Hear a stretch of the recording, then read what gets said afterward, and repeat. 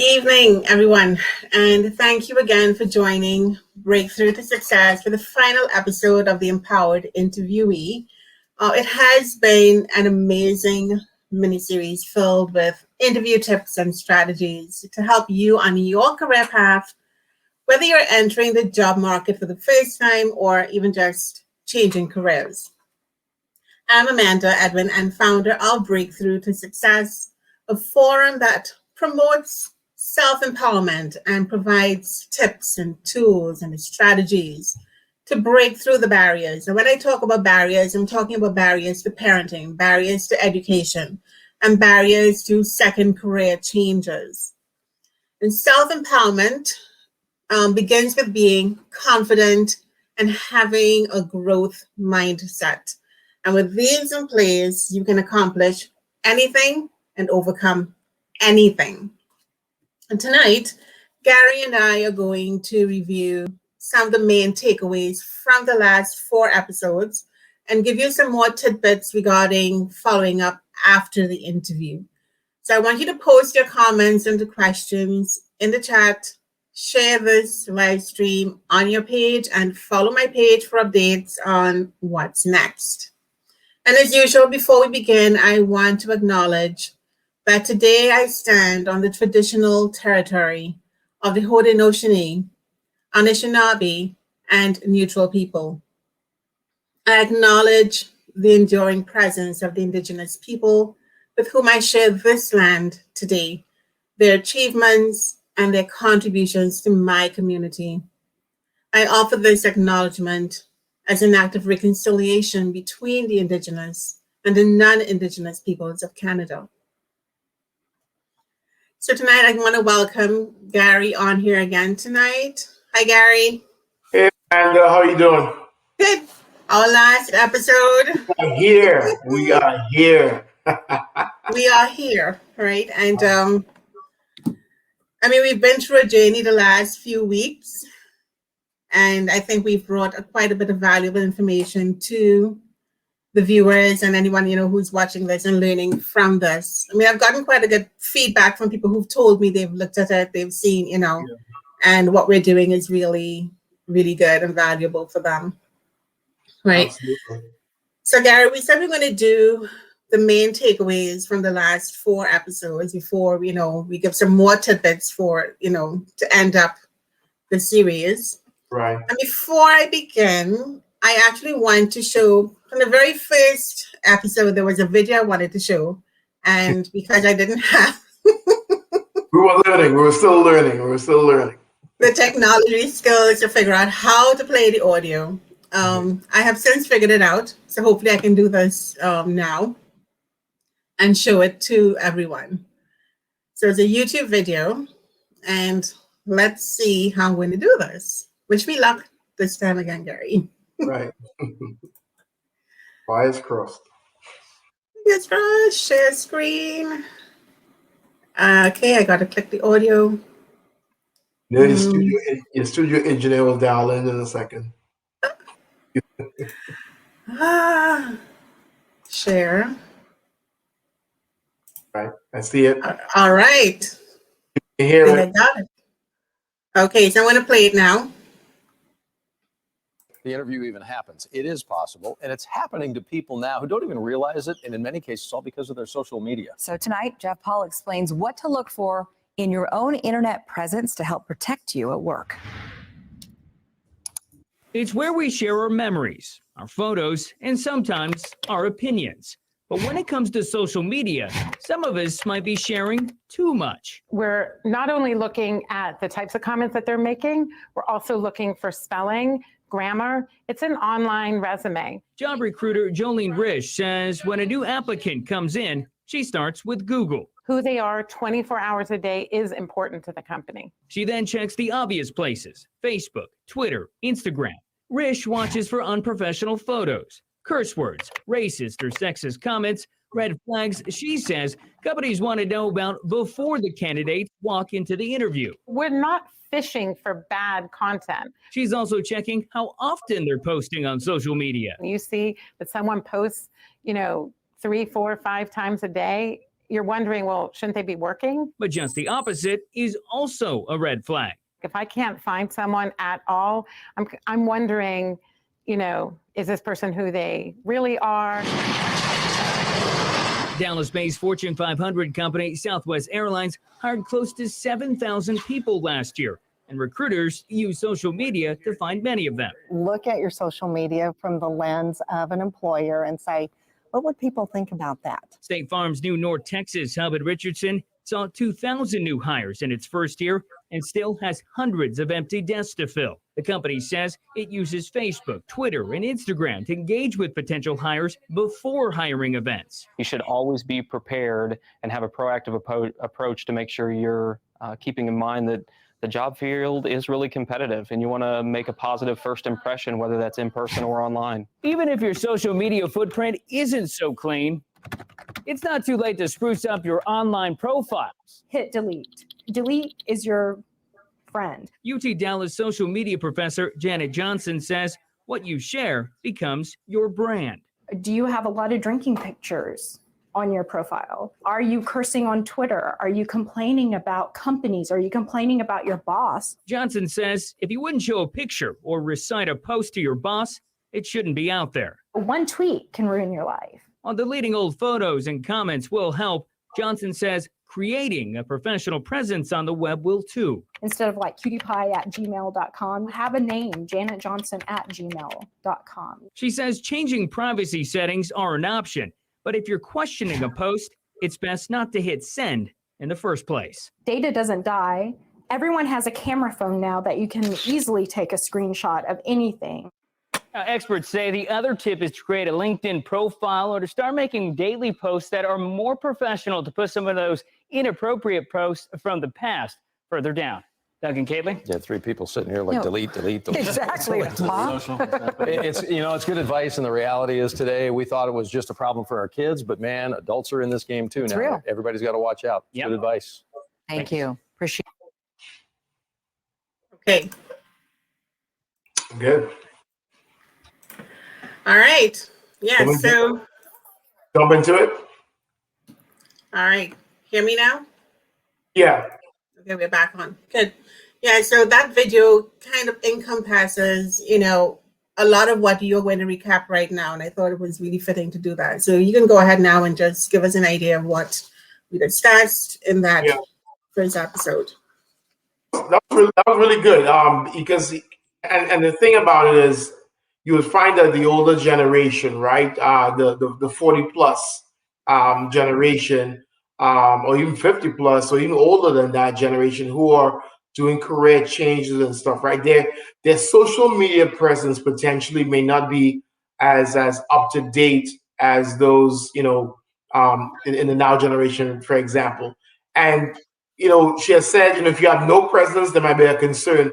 It's still up to you whether you want to have a presence there on Facebook or otherwise, or LinkedIn.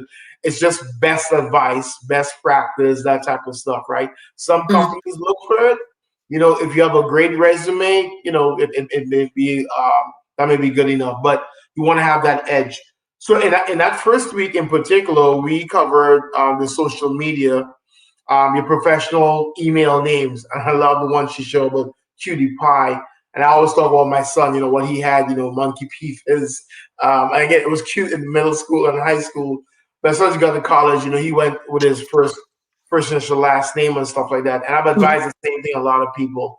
It may be cute and everything. It just, how does someone look at you, right? Everyone has that unconscious bias. I was just doing a course on that on LinkedIn Learning. Everyone has that conscious bias, right? Unconscious bias, right? And so is he or she that professional if still using, college type cutesy stuff or whatever, as opposed to just your first initial last name or whatever? So those email addresses, think about that. And then, no one is saying you shouldn't have a social life, right? But again, depending on the company you're working for, depending on the corporate responsibility of that company, right? If you are posting a lot of drinking pictures and whatnot, as a company that's, really family oriented, family focused, customer facing, and that's what you're portraying, and then eventually somebody looks you up and you're working representing this company, they may have an issue with that. So just be careful with the amount of the socializing is fine. Saying I'm drunk is not, right? That's not a good thing. So protect your image and in those cases and stuff. The commenting on different media platforms. No one is saying you shouldn't have a professional opinion. I mean, I would encourage it, right? But it's how are you defaming that person as an individual or what they're saying? You can have a you can have a you could have a perspective, an opinion, right? And that's fine. However, choice of words doesn't come across racist, doesn't come across sexist, doesn't come across judgmental from that perspective. And you can be Republican all you want, Democratic all you want, libertarian. But again, there's a consequence depending on the way that person is and how they Right. look because of that unconscious bias and gravitating towards certain things. So you want to keep it a little bit neutral. You want to be neutral. That's right. And Yeah. in the atmosphere we have now around the world, you have to be so careful with how you choose your words, how you say things, because people misinterpret as well. That unconscious bias is there, you're right. And sometimes it's not even that unconscious. Sometimes I think it's pretty conscious, so we have to be extremely careful, especially if we know we're going to be looking for a job. And the employers will look at the social media and what you have on there and what you say, what you put out there tells them a little bit more about who you are as an individual and determine at that point, do we want someone like this in our organization? Yeah. Will they fit in? Do they display the values that that our company portrays? And as we talk about that bias again, Amanda, and I'm going to say this just like this, right? Because that course I did on LinkedIn Learning was really, really good about unconscious bias.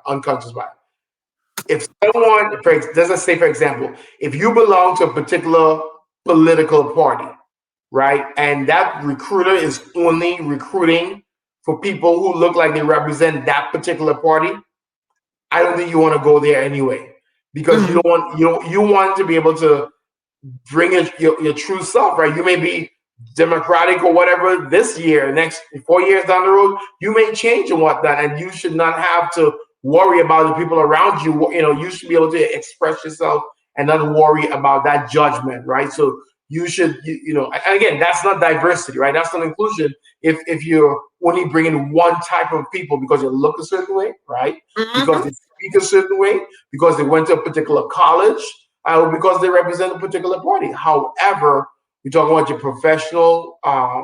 professional image, and you could be whoever you want. Stand strong, stand firm, but be respectful of others, right? Be respectful. Right. And then they were talking about on that video. What I like to is if you have had a lot of hanging out and whatnot, sometimes you may go through a rough patch because you're trying to get a job and your friends trying to get you out of the house, and so you're posting and you're looking at those pictures and makes you feel a certain kind of way. Well, make sure when you start job hunting, you get some professional things in there, your dog, the outside, whatever it is. So those things are more upfront, like you said. That's correct. Higher ups, it pushes everything down. I like that approach to what they said. Yeah, so people have to go back through your social media, because what you delete, you can delete things, but it's always going to be there somewhere. But if you start inputting, as you said, more positive things, more things that are more agreeable, I guess, if you want to put it that way, or paints in a better light for the potential employer, then eventually the negative things would then start going lower and lower down into your feed, and would not be as prominent. Right. Let's go ahead and jump into the second episode, which you will cover about interview preparation, do's and don'ts. Yes. So I just wanted, hopefully I can pull back up the screen that I had before. I want to share this. Even if I can do this, I'm going to try. I was going to pull up the checklist for what we had done before, but I can't seem to pull it up here. But that's Okay. all right.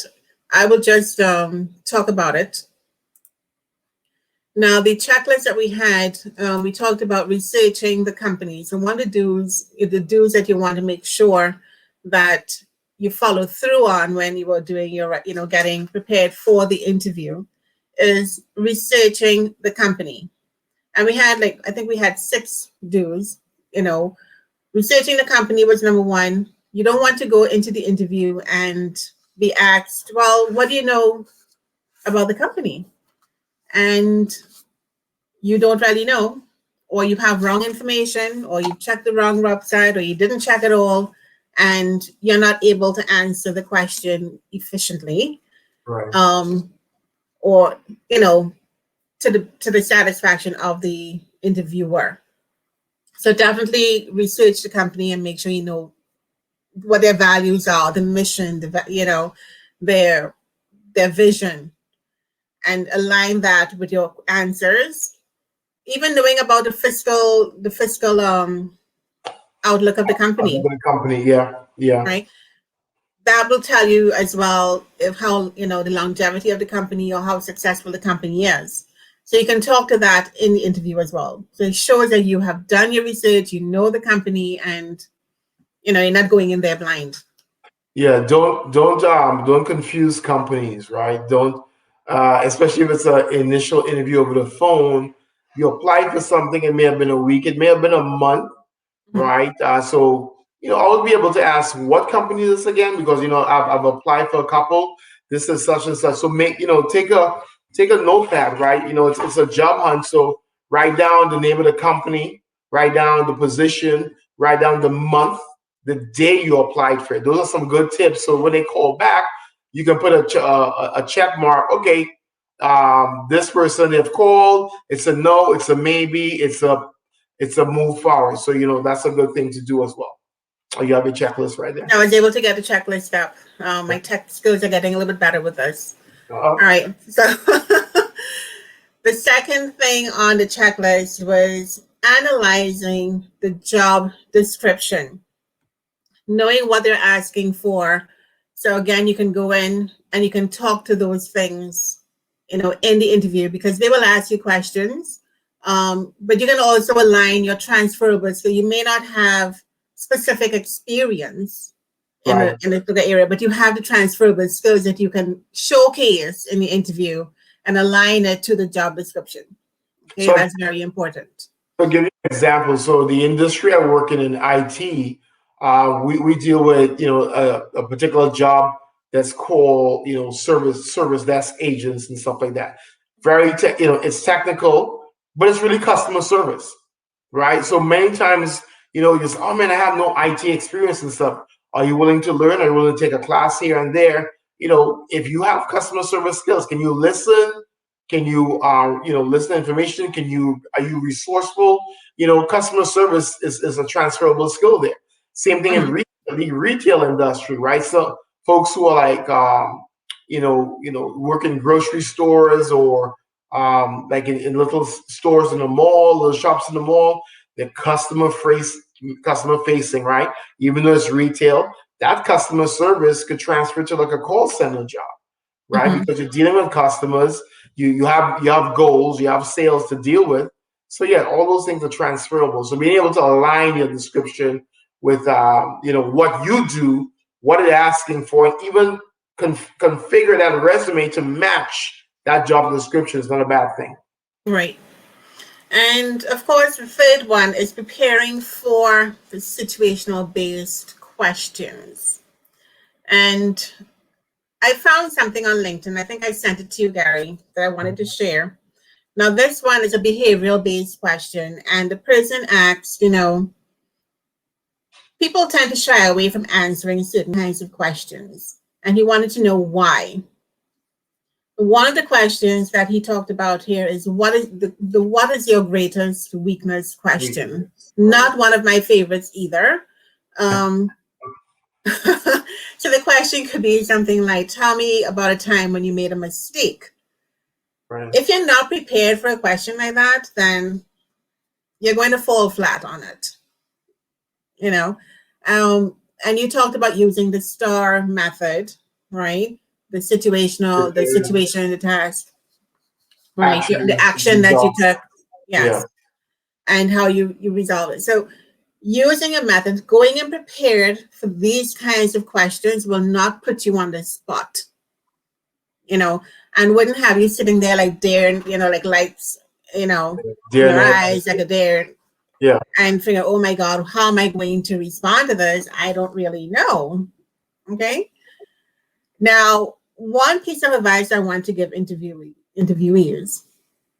if you were if you were asked a question, don't be afraid to say, "Can I just have a few minutes or a few moments to think about this one?"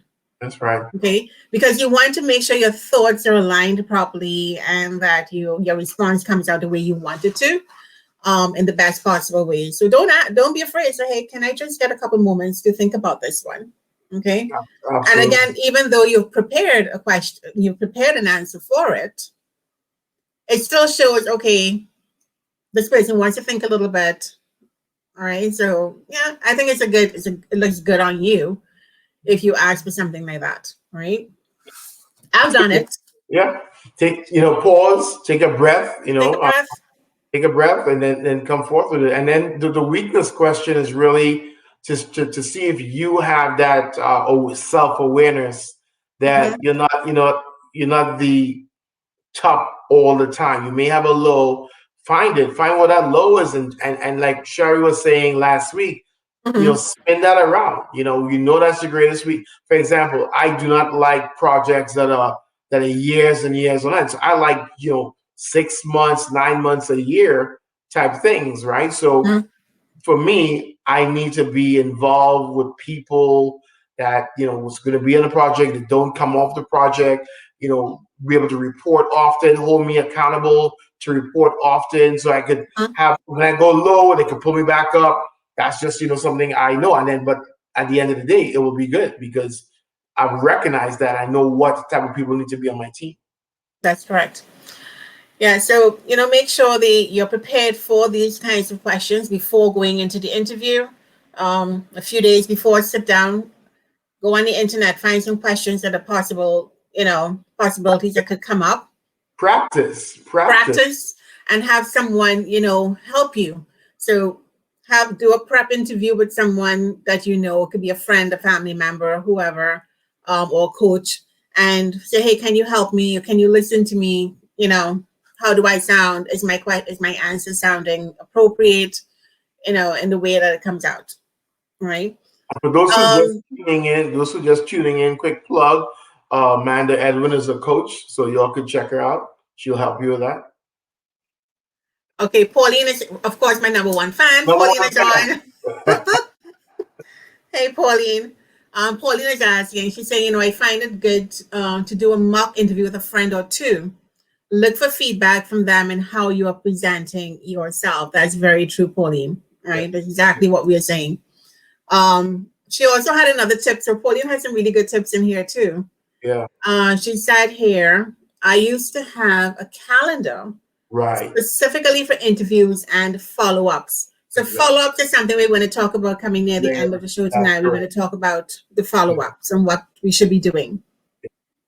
Familiarizing yourself with your resume is something that's very important, because every single time the interviewer will have a copy of your resume in front of them, and they will be going through that, asking you questions about it. So make sure you know what's on there. I saw, and it was funny, I almost thought about posting it here, a Facebook meme yesterday. And there was this guy, and apparently he seemed to be an electrician. He was standing in front of a panel as if he was working, but really he just had his hands behind his back, just watching the panel, absolutely not knowing what to do with it. And the caption on the meme was something to do about the resume, and don't lie in your resume.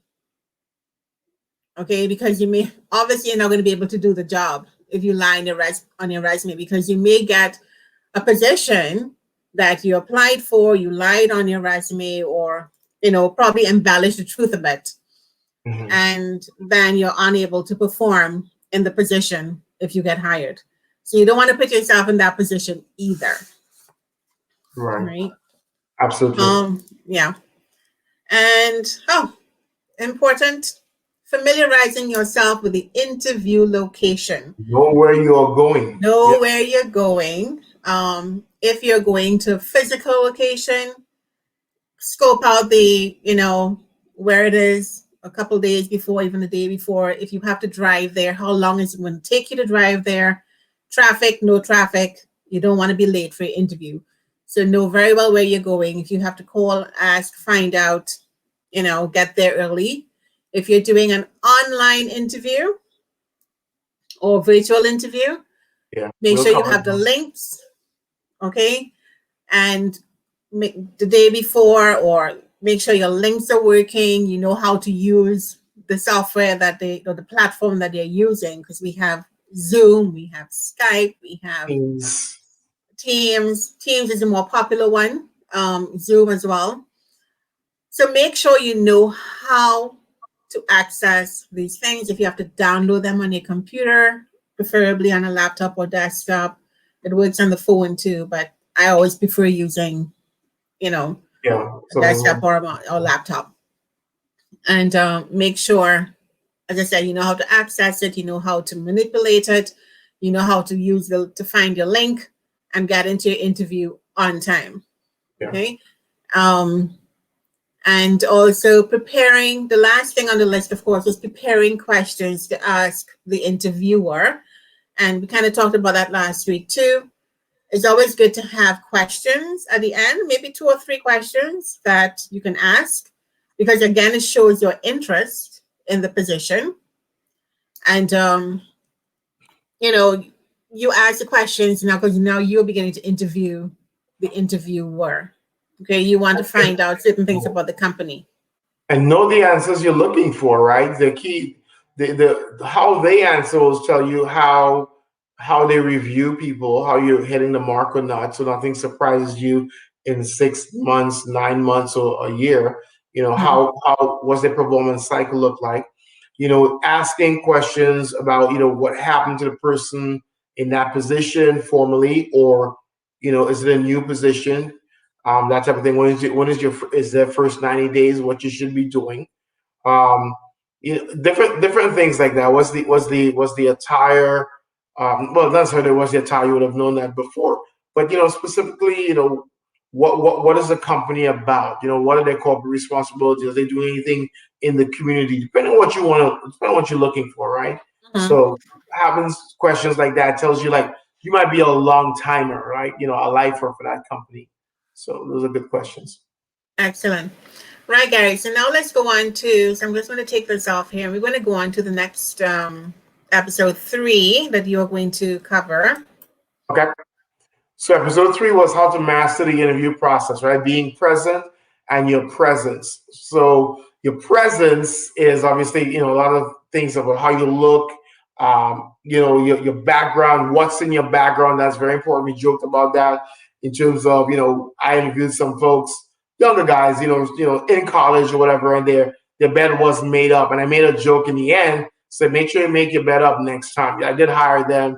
They went on and stuff, but I like things like that. If you have the skill, I can work on the soft skills with folks because they may not know. Like right now, I have 3 interns I'm working with, and I love that process because they're in college and they want to see what it's like to have a career, and little things, being on screen, if their leg is up and you're seeing them, or depending on what they wear, it's very, very important.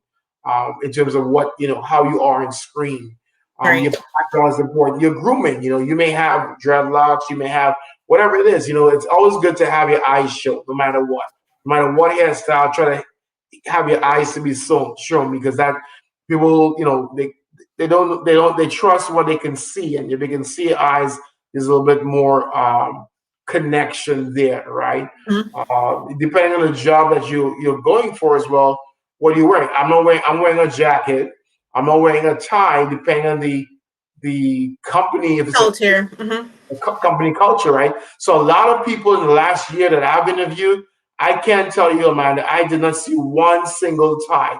Whether it was somebody in college or somebody out of college for a couple of years, I didn't see one tie. I saw jackets and shirts. I saw shirts. I saw polos, but I'm okay with that. Now, did anyone ask me that? Any of the people ask me that that's what? No, it didn't. But I just, again, just that's something I just relaxed a little bit because the team that I have is a remote team. But so you need to know what's the attire for if you're going in person. If you're doing panel interviewing, how you sit, how you fold your arms, what you do with these things here. You know, you might be like this. You know, try to control that a little bit more. Maybe hold on to your portfolio. Because you're going to be looking at those nonverbal type actions.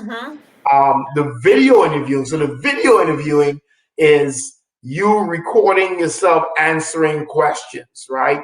So people see hundreds of those. Again, it's not my favorite type of interviewing, but the one thing you want to do is leave a lasting positive impression, right? Smile, you know, let your voice throw. You know, let them know that, you know, there's a reason you want, you know, pick me type of thing, attitude, you know, practice in the mirror. Call a friend and say, hey, I just want to practice a interview with you and make sure you have that presence. Just reading a script might come across boring, quiet, uninterested. Why am I going to hire this person? So you want to bring your best self on that camera as much as possible. You know, and then, like I said, you know, if you in person, what you're doing. You know, if you're on the camera and you're doing stuff like this, swinging around, yeah, that's a form of nervousness. Control it. Control. Yeah, because somebody will be like following you up and down the screen like that. So just, you know, I joke, but you know, it's seriously, you want to control things like that from a presence perspective. So that's the video interviewing. That's the virtual interviewing on camera. Again, you might have an external camera or built-in camera. Test it. Like Amanda said, get those links for Zoom, for Teams, whatever it is. Test what your camera looks like. You may look fuzzy in one. You may look really, you know, clear in another. So make sure you test that as well. Use your friends like that. You know. Yeah, I remember one of the very first. It wasn't a job interview. It was actually an interview I did with someone interviewed me, a colleague, a friend of mine. And it was the first one I had done a live public interview on Instagram. Yeah. And got the ring light and all of that. But I used my phone, you know, and it was a little bit crazy because the light kept falling down. I'm trying to manipulate the light on my phone and I'm thinking, oh my goodness, this is insane. So if you actually look, the video is actually posted on my Instagram feed and on my YouTube. But it was a great interview. You know, the content of the interview was amazing. But you will see a couple instances where I'm struggling with the light because it's falling down. Or trying to keep the phone and trying to keep my face focused in the, you know, in the screen on the phone. Oh my gosh. The struggle is real. Even today, I'm careful about. I might shake my leg, and I'm like watching I put the light differently. I'm like, if that falls, we're done. We're going to commercial break right now. You know, but it happens. But I mean, when you're going in for a job interview, you really want to make sure that you're on point with what you're doing. Absolutely. Right? You want to come across professional as well, and that you are the one for the job, right? We're gonna post that. That's when we spoke about Pauline has the last one she has there. Well, being nice to the receptionist, right? When you come in, say hi, introduce yourself to the person at the front desk. Please do that. Very, very important. If you don't know what to say, just ask for the restroom. Just ask for the restroom. If they do like this or whatever, then you know, just leave them alone. Come back, say thank you, that type of thing. You know. Thank you, Pauline. Again. Thanks, Pauline. Yeah. So for last week's episode, we had Sherry on with us, Sherry Salisbury, who's an HR professional, and she also gave us quite a few good insights on the interviewer's side of the interview. So a couple, things that she talked about was, and I want to stress on the nonverbal cues. What are they looking for? Are you making, and you just mentioned, are you making eye contact with me? Are you shifting in your chair? Are you alert and ready? Are you responding, or at least trying to respond to questions? Or are you just sitting there? And I told you I had a situation once with someone came in to do an interview. And she sat there. It was a panel interview. It was about 2 of us or 3 of us doing the interview. And we asked her a question. And she sat there silent for like maybe about a minute, right? And the other interviewer and I are looking at each other, and wondering, okay, so what's going to happen now? Is she going to say something, or what's happening here? And yeah, she did answer the question in her own way, but took a long time to get there, but had us wondering, are you going to answer right now? It could be nervousness. So are you nervous? Yeah. And there are different ways, that shows up. And again, that silence, or maybe the fidgeting, or, babbling your answer out because you're not sure how to answer the question, could all be part of the nervousness. Yeah. Are you dressed for the role that you're applying for? So these are all the things they're looking for. How have you come prepared with your resume in hand? So we said, okay, something you can do is ask, well, how many people will be interviewing me? And make sure you have, whether it's 3 resumes, make sure you have 1 for yourself, 1 for the interviewer, or 2 for the interviewers, and, definitely have 1 for yourself, because they will be looking at it and you want to be able to follow along with it, while they're talking to you. Are you confident? And that's one thing that this whole breakthrough to success is about, is developing that self-confidence and self-empowerment and being confident in what you're doing. Okay. Yeah. You got to look confident. You got to be the part. Okay. And that confidence comes out in the questions you ask. Right? If you put them into that position to tell me about the companies. I see you'll have these. I see lately you guys did a partnership with this company, being able to speak of the things that you see. So one thing I want to mention is, if you're really interested in the company, follow them on LinkedIn, follow them on social media. That's a good thing too. Right. One important thing that she had here was dressing for success in the interview. She did, she has that here. And she said, this means dress for the position that you are being interviewed for. And I know I showed a video back in one of the episodes where the guy walked in for the interview and I guess he looked like he just had like some kind of mechanic failure with his car. He walked in with grease all over his face, food in his hands, and he sat down there and said, well, okay. And he was late on top of that. I'm here for the interview. I'm here for the position. Of course, he didn't get it. But again, dress for the part, dress for success. Okay. And to me, there's nothing as overdressing when you're going for an interview. Yeah, and there'll be this and the distractions, right? I try to keep it very, politically correct with you last time, from how women, what they show, how much they show, different things like that. For men, I think, was it the men you were talking about? He wore like red shoes. Was it? No, that was somebody else. That was real. Okay, yeah, which is fine. You depending on the style. It brought out the personality. I mean, he was well dressed. Exactly. Had on red shoes, but that kind of sold it for us, and he got the job. But yeah. Let's be very careful with certain things. Again, it depends on the culture of the company. Absolutely. We found that quite alluring. Wear red shoes. That's fine. That's the kind of person we need here. So it was all good. She also mentioned the structured interview and the unstructured interview kind of thing. So structured meaning that they have specific questions that they will ask, that they want to get out, or they have been told to ask you from the HR, from the managers or the supervisors or higher uppers. And then there are the unstructured ones where it's more of a conversation. And I love the unstructured interviews. That way it becomes a conversation between yourself and the interviewer. Yeah. Okay. It's more relaxed. And I think they see far more of you in a situation like that. So one thing that I do, and this may not work for everyone, it certainly works for me when I go to interviews, and I turn the whole interview into a conversation. I kind of take control.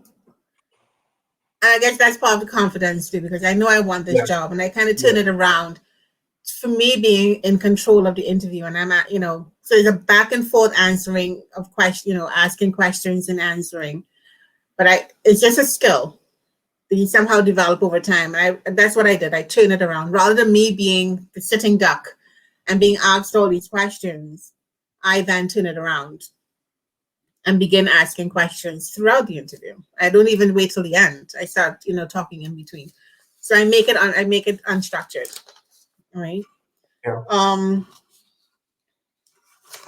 And that's, So so that's pretty much what we did last week, looking at the HR perspective, the interviewer's perspective on when you walk through that door for the interview, what they are expecting from you. Right. Okay. So tonight we're going to cover a little bit more on follow-ups, right? Follow-up, saying thank you. So you want me to kick that off? Sure, go ahead. So we're prepared for the interview. We've had the interview. Now we're waiting. That phone is not ringing. That email is not beeping. Nothing is going on, right? And in social media, sometimes your recruiter could text you, "Hey, are you there for a follow-up interview?" Different things like that. No matter what stage it is, it's always a good time to say thank you. And that thank you could come in forms of, back in the old days, it was you get somebody's name, you write, you type up a letter, you find the address, you mail it in. Me personally, depending on where it is, I used to drive and drop it to the receptionist. Mm-hmm. Follow-up is very, very important. So I'm going to give you a couple of quick tips about following up.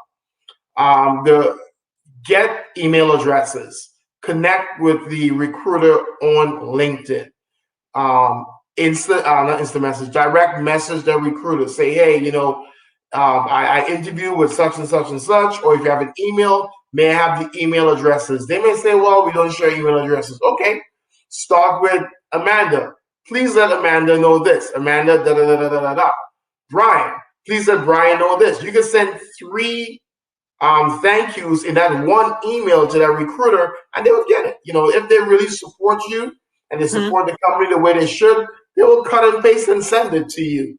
And so when you answer specific questions on those panels, remember who asked the question, so that when you come to your thank yous, you can say, hey, you know what? I hope I was very clear in the way I answered that question to you when you asked this.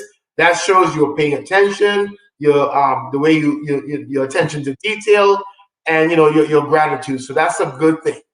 The other thing I want to cover is, how often do you do it? Well, you want a job, so it's really up to you and that recruiter. If they say you should hear, what I find a lot of recruiters say is, you should hear something by next week Friday. If next week Friday comes and you didn't hear anything, you contact them. Said, hey, it's Friday, 4:00. I didn't hear anything. Can you let me know? They may say, well, we chose a position. Well, we're still interviewing. Well, I was about to call you, whatever it is. A friend of mine the other day, I think somebody, mistyped a number, so they didn't call her. But follow up, and if you didn't get it, say, okay, please remember the type of position I'm looking for, right? I've had those experiences. Said, you know what, you didn't get this job, but I do have a couple of things coming up. All right, that's an indication. Next week, you follow up. Hey, those positions you were telling me about, can you let me know? Have you put, hey, thanks for doing that. Remind them every week until they say, you know what, give me another week or give me 2. Just listen to what they're saying and follow up like that. Follow-up is important. Another thing in terms of follow-up, the emails, the handwritten notes. People don't do handwritten notes anymore. So that will actually stand out if you do something like that. Yeah, so that's it. Following up. If you don't follow up, you don't show interest. And then another follow-up question, right? So in some great companies I've worked for, it's amazing. You do the interview, and then they say, "Hey, we want to send you the benefits package." When I started hearing that, I was like, okay, they're a little bit more interested. So because I will look at the benefits package, and that's my opening to have more conversations. Hey, Amanda, I saw that, your 401k is after 30 days, whatever it is. You have some questions about it. You're showing interest, and you're building that connection. Another thing too, I had it written down here, besides the benefits package is, are there any other positions coming up? Right. So while, in case this doesn't go through, I don't want to start from scratch. You could put my thing over here in the database, right? Keep that connection going with our recruiters. A very, very good thing. And that brings in the importance of networking as well. So making sure your networks are always pretty strong. You keep growing your network. And that's one thing about LinkedIn. Okay. Yeah. You grow your network. Keep growing. Align yourself with people in your field, even outside of your field, because you never know where a job opportunity can actually pop up. It could be anywhere. Absolutely. And there's someone out there who's willing to help. Even if you go on LinkedIn, you see people who are willing to spread your message to other people within their network who might be able to hire you. Yeah. You may not know the people individually or personally, but you certainly, can use them in your network. It's amazing people who are looking. So, like, I just did this unconscious bias learning in LinkedIn Learning. All of a sudden, I got direct messages from people I haven't heard from for so long. What was the course? What was it like? What did you learn? That type of thing, right? And and then they tell them the comments. But doing those free, depending if you have LinkedIn Learning, doing those things are very good, because then you could connect with others who are part of that group. It's a much larger network. Yes. Okay. All right, Gary. We're on to coming up to the hour almost. I think we've covered quite a bit. Anything else you want to add on the follow-up? No, I'm good with the follow-up. Hopefully this helps someone land that job. Let us know if this was helpful. We're very available. Amanda, thank you so much for having me here. Oh my goodness, Gary, thank you. My Thursday for the last 5 weeks. What a commitment, but it was I learned a lot from you about a lot of things. It was a lot of fun. Yeah. And we'll keep going and stuff like that, right? So thank you for the opportunity. I am honored. I am so honored to have had you. I'm glad we had I know we talked about it a few months ago, we started talking about this, and it has finally come to fruition. We're down to the end of episode 5, the whole mini series, and I think it was successful. Yep. Thank you. It was amazing. So thank you, Gary. And I want to thank Shari Salisbury for joining us last week, bringing all her insights. That was really good. So this is the first time. And Pauline, got it. Yeah. Pauline, my follower, my number one fan is Pauline. And I want to end up again something I found on LinkedIn. You find some really interesting things on LinkedIn. I want to leave everybody with this one. It says here, and it's from Anna Lakotova. She's not one of my I don't have her on LinkedIn, but it's just something that popped up in the feed. And I found it interesting. It says here, if you want to land a great career opportunity, remember to clean your windows. And I love the concept. I may not remember every detail to this story, but you'll get the gist. So this was her. She says, a woman was looking out her window and saw her neighbor's laundry drying on their balcony.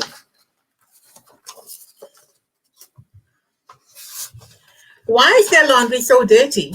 It's literally gray instead of white, she thought. She kept on with her day. Same thing happened the next day.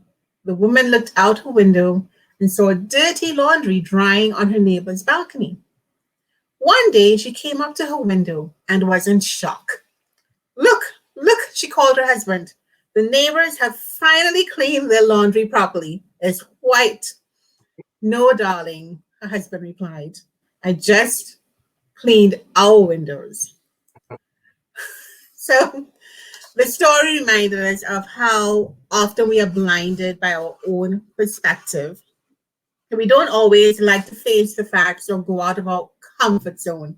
It's a lot easier to blame the circumstances than take hard steps and reveal our blind spots. If you're job searching, you'll come face to face with various circumstances and factors you can't control, and that's guaranteed. It's not exactly a comfortable scenario, so it's completely normal if you feel internal resistance, self-doubt, or fear.